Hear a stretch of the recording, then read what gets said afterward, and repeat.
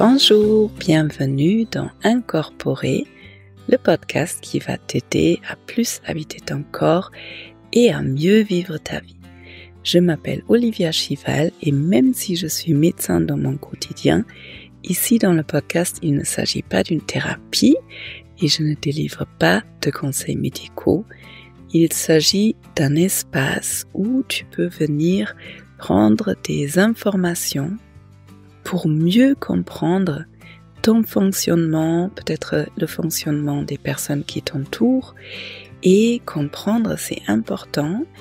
Et ce qui est encore plus important, c'est d'expérimenter des choses. Donc ici dans le podcast, tu trouves autant de la compréhension, de la théorie, mais aussi des expériences à faire parce que c'est vraiment à travers les expériences même physiques dans le corps qu'on crée des nouvelles connexions neuronales et que le changement s'effectue.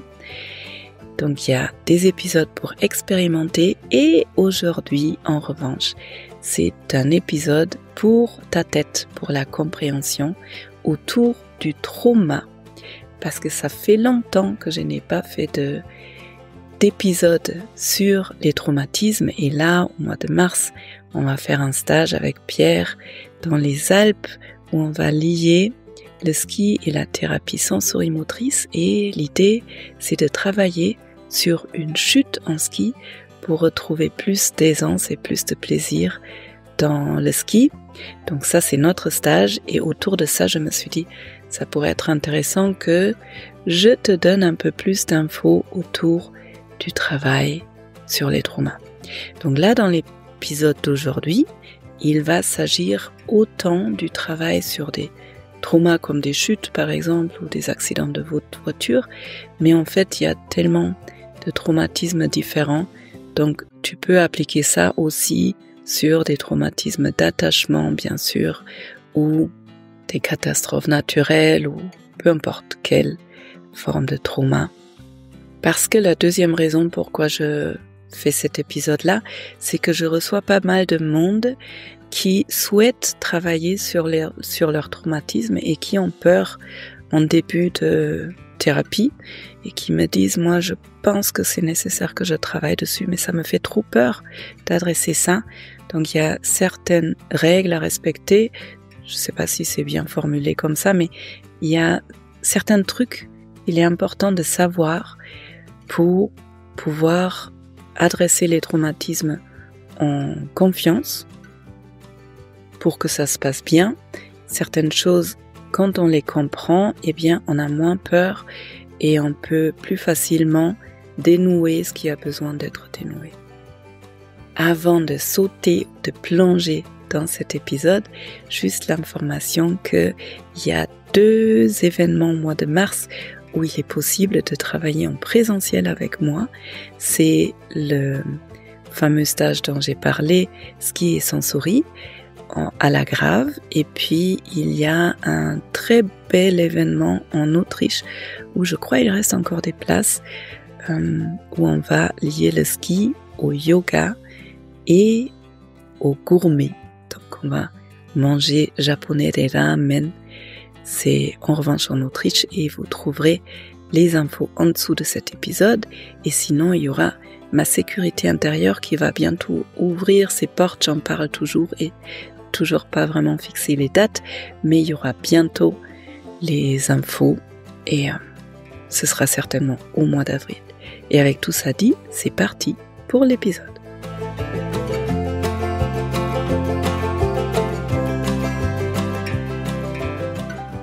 Alors, le traumatisme, c'est un mot qui est un peu à la mode en ce moment, j'ai l'impression, et on nomme beaucoup de choses comme traumatisme, donc je vais juste donner 2-3 infos au départ. C'est que pas tout est traumatisme, et un trauma, c'est pas ce qui nous arrive, mais c'est la réaction de notre système nerveux à ce qui nous arrive. Par exemple, si je vis un accident de voiture, il est possible que je le vis, mais je ne garde pas de traumatisme. C'est-à-dire, je vis un truc extrêmement difficile et j'ai assez de ressources pour passer un moment difficile et puis passer à autre chose. et si ça se trouve, j'ai une certaine fragilité ou il me manque certaines ressources ou tout simplement cet événement, il était tellement important pour mon système nerveux que mon système nerveux, il s'est senti face à ma propre mort et donc il reste des traces de ce que j'ai vécu et pour mon système nerveux, c'est un peu comme si cet événement n'a pas pris de fin.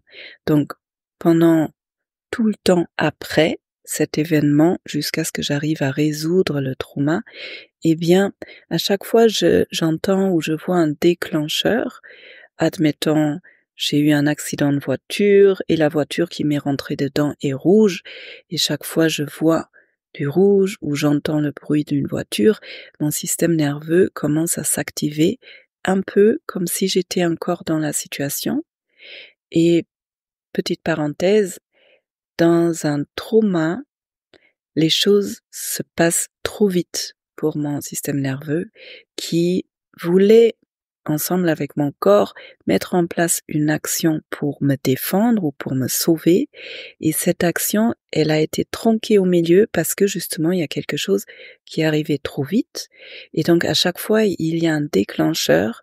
Le début de ce mouvement de défense est redéclenché et à chaque fois, il est tronqué au même endroit. Ce qui fait que, pour mon système nerveux, c'est un peu comme si cet événement n'a pas eu de fin, et à chaque fois il y a quelque chose qui déclenche, il y a mon corps qui réagit, mais cette action qui voulait se faire pour me sauver ne peut pas être terminée. Et ce début d'activation, il peut être déclenché par plein de trucs différents, donc ça peut être par une couleur, par un bruit, ça peut être aussi déclenché par des pensées ou par le fait que j'en parle. Du coup, il y a un truc qui est important à savoir, c'est que quand je suis vraiment traumatisée, c'est pas forcément une bonne idée de re-raconter le trauma tout le temps. Parce qu'à chaque fois que je nomme que je dis ce qui s'est passé, eh bien, ça va activer mon système nerveux et ça fait comme si je revivais le trauma à chaque fois.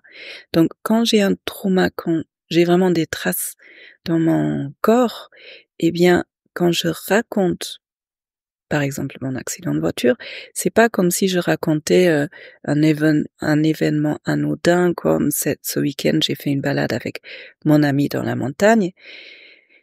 Parce que quand je raconte un souvenir simple, comme cette balade avec mon ami, mon système nerveux, il ne va pas être activé. Alors que quand je raconte l'événement pour lequel j'ai eu une réaction traumatique, le système nerveux, il s'active de nouveau. Et c'est pour ça aussi, entre autres, que je reçois des personnes qui me disent « mais j'ai très peur parce que ça m'est déjà arrivé de faire des séances avec des personnes qui m'ont accompagnée et à la fin de la séance, j'étais trop mal, voire j'ai mis des jours ou des semaines à récupérer.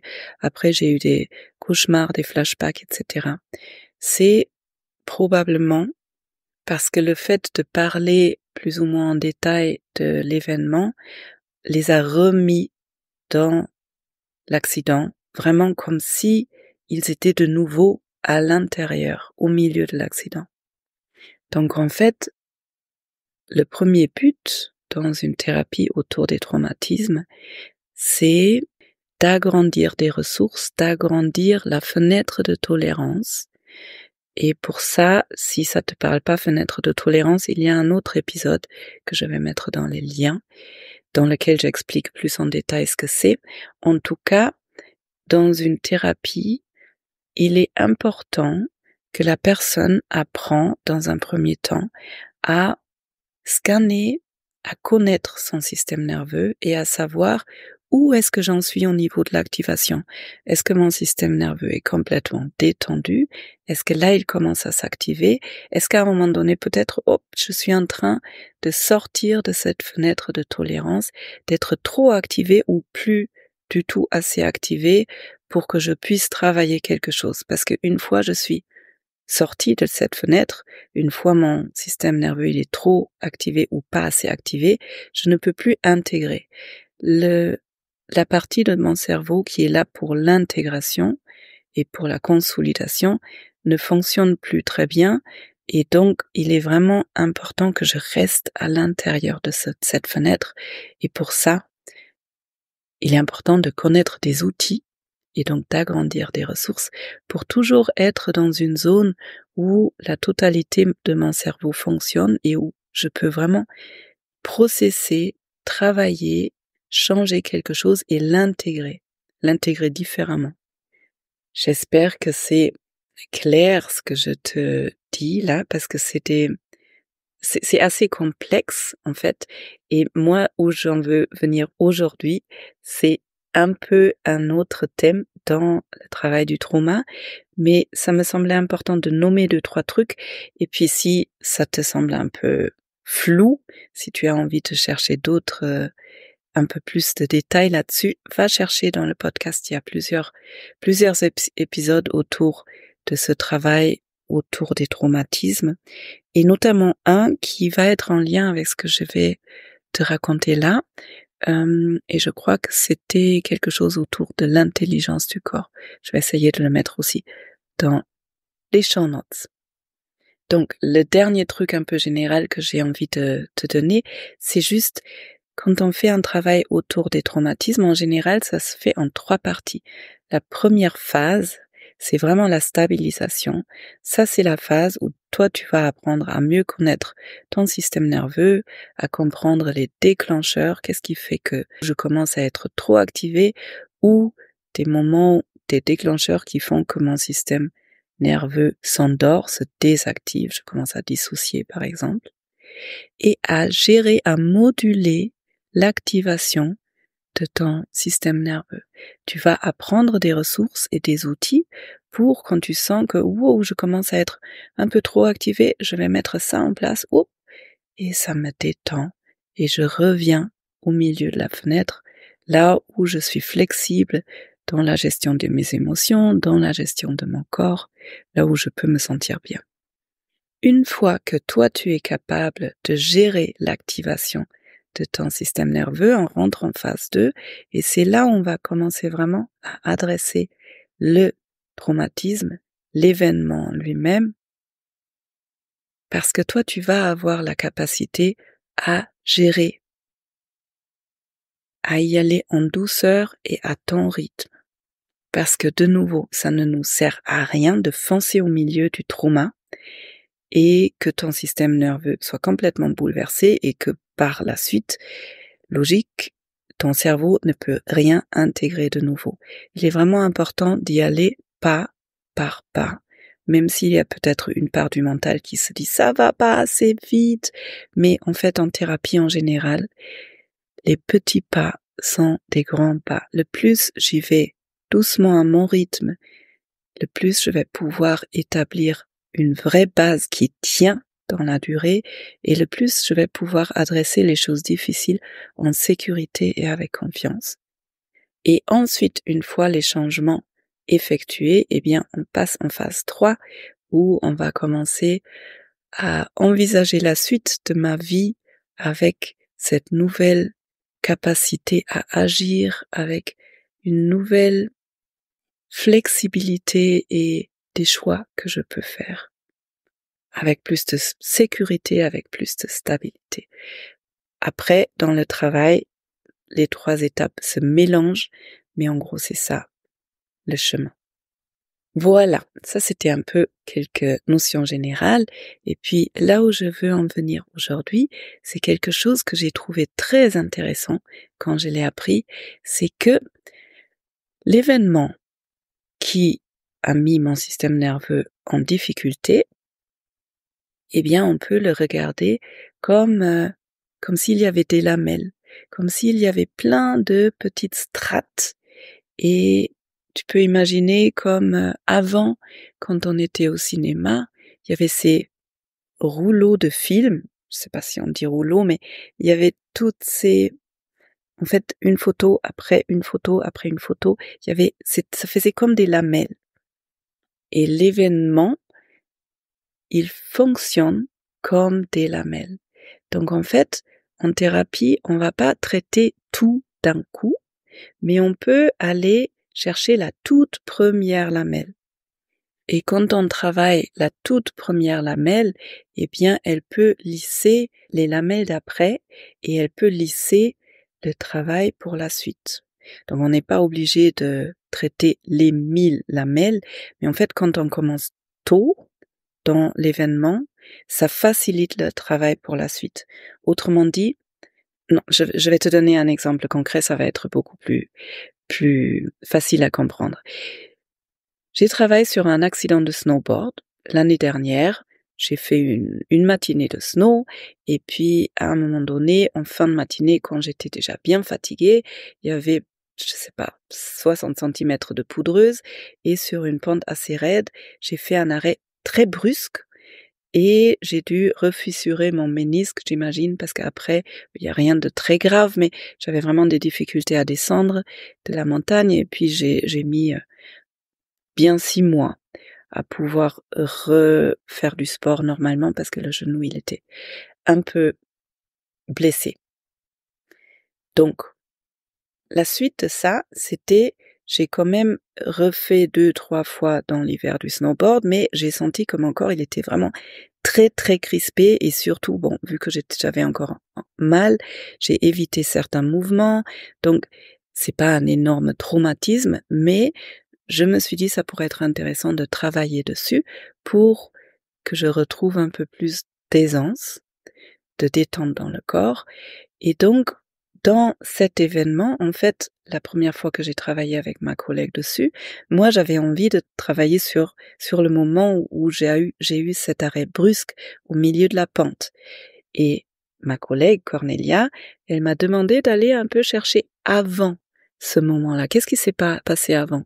Eh bien, avant, j'étais en haut de la pente. Avant, j'étais en bas de la montagne. J'ai pris le télésiège. Et puis, en cherchant l'activation dans mon corps pendant que je parlais et en réfléchissant ensemble, je me suis rendu compte que, en fait, là où cet événement a commencé, c'était pas du tout en haut de la pente, ni au milieu de la pente dans la poudreuse, c'était bien avant. C'était avant de prendre les remontées mécaniques en fin de matinée, après avoir fait du snow déjà pendant 3 heures. Eh bien, je me suis rappelé qu'en prenant les télésièges, j'étais ultra fatiguée et là, j'ai fait déjà une chute. En fait, je voulais le prendre vite et je suis tombée en prenant le télésiège. Donc, mini chute, je me suis pas du tout fait mal, mais on a décidé de travailler sur ce moment-là, qui me semble en effet pas très intéressant, parce que c'était pour moi pas forcément lié avec la grande chute que j'avais envie de travailler. Mais en fait, en travaillant dessus, en travaillant donc dans le corps avec l'activation qui était là en parlant de cette mini-chute, eh bien, pas seulement mon corps a pu évacuer des tensions qui sont accumulées déjà dans cette lamelle, mais aussi il y avait des prises de conscience que j'ai pu avoir dans cette séance. Une des prises de conscience super importante qui semble complètement anodine, mais que j'ai tendance à ignorer, c'est que quand je sens que mon corps est fatigué, il faut que je m'arrête. Et puis en faisant le lien avec d'autres chutes et avec d'autres, petits ou grands traumatismes, je me suis rendu compte que ça m'arrive souvent d'ignorer la fatigue de mon corps et que après, il y a une chute plus ou moins grave qui arrive. Deuxième prise de conscience, je voulais aller vite. Je sais plus pourquoi, mais probablement parce que j'étais fatiguée, parce que j'avais hâte que ça se termine, que j'avais hâte quand même de refaire cette dernière descente. Je voulais aller vite et du coup, et même là je me rends compte quand j'en parle, mon attention n'est plus dans mon corps. Mon corps, il va vers l'avant. Même là, quand je vous en parle, mon corps, il est vers l'avant et mon attention, ma présence, elle est devant mon corps. En quelque sorte, j'étais en train de prendre les télésièges, mais mon esprit, mon attention était déjà en haut de la montagne. Et en prenant conscience de ça, pareil, je me suis rendu compte que dans d'autres accidents, notamment le grand accident de ski que j'ai eu, je crois, en 2019, c'était la même chose. Juste avant cet accident-là, mon attention n'était plus du tout en moi, je n'étais pas du tout posée en moi, mais j'étais déjà chez quelqu'un d'autre qui était bien plus loin. Et c'est une prise de conscience qui est importante parce que quand je n'ai pas la conscience, la présence en moi, eh bien, je suis beaucoup plus susceptible à faire des accidents parce qu'il y a personne qui est ici avec moi. Et moi, je suis déjà beaucoup plus loin. J'espère que ça te parle, ce que je te dis. En gros, le message que j'ai envie de te transmettre, c'est que, en général, on veut aller vite dans le dénouement des traumas, des difficultés dans notre vie, en thérapie, etc. Et du coup, on a tendance à prendre, là je vais parler en lamelles, une lamelle qui est bien trop au milieu de l'événement bouleversant. Et si, admettons, j'aurais commencé à travailler avec Cornelia ce jour-là, directement dans l'accident, et d'ailleurs je crois qu'on l'a fait, ça nous a amené nulle part. Le danger, c'est que je suis déjà au milieu du trauma, donc mon système nerveux, il est déjà bouleversé. Et là, je parle autant de l'accident en lui-même que de la thérapie. Si je vais dans mon imaginaire au milieu de l'accident, mon système nerveux, il est dedans.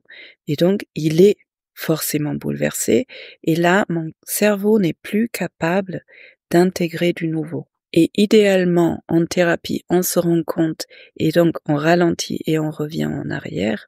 Moins idéalement, on se rend pas compte assez vite et donc le système nerveux, il se dérégule et ça peut amener à des séances où la personne, elle sort de la séance, elle est peut-être complètement dissociée sans se rendre compte, parce que c'est pas forcément très évident de se rendre compte, ni pour un thérapeute quand on connaît pas la personne.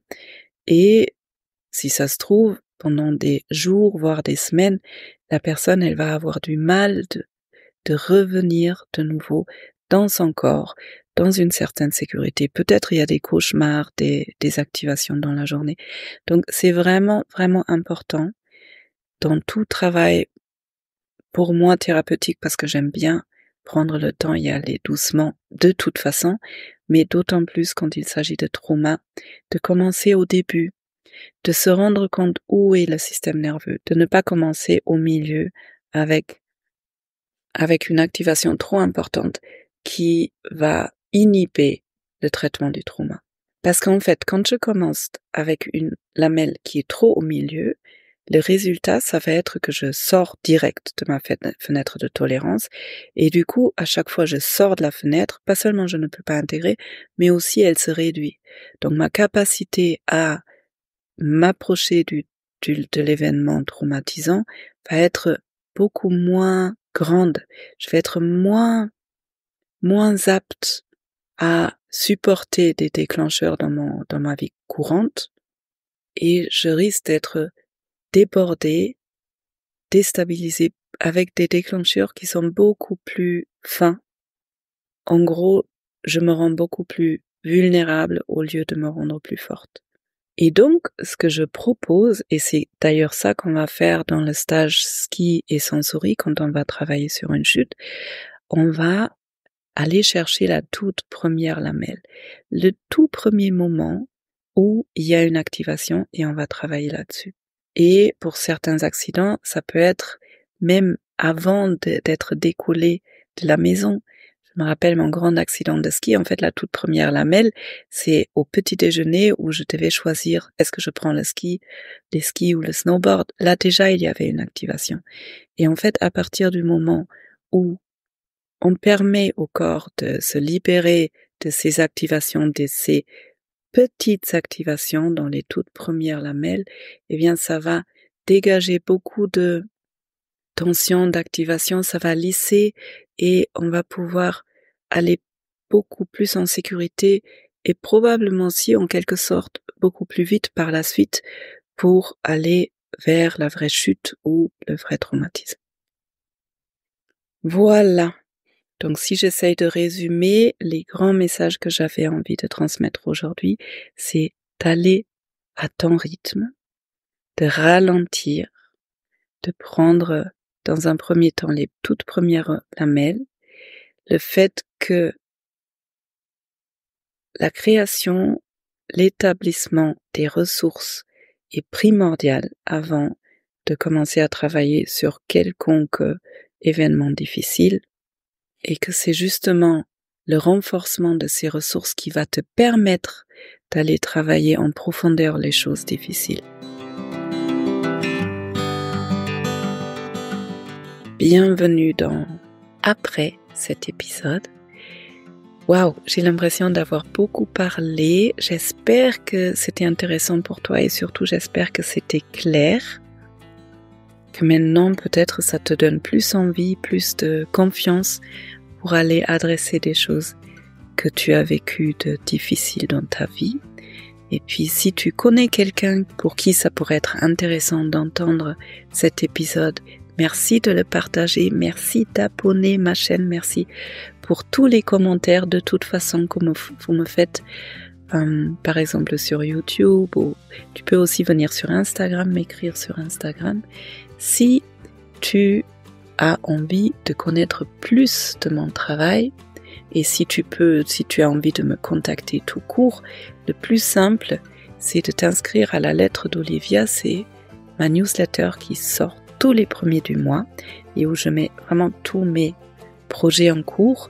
Et cette année, je partage tous les mois une histoire parce que je trouve les histoires, ça donne encore une autre façon de nous toucher, de nous parler sous forme de métaphores. Des fois, ça nous parle plus et j'aime bien les histoires qui nous aident à mieux comprendre des choses qui sont importantes dans la vie. Bref, j'espère que tu vas bien malgré ce monde actuel, malgré tout ce qui se passe, malgré les moments difficiles, plutôt avec tout ça. Je te souhaite plein de douceur pour toi-même et puis je te dis à bientôt, prends bien soin de toi.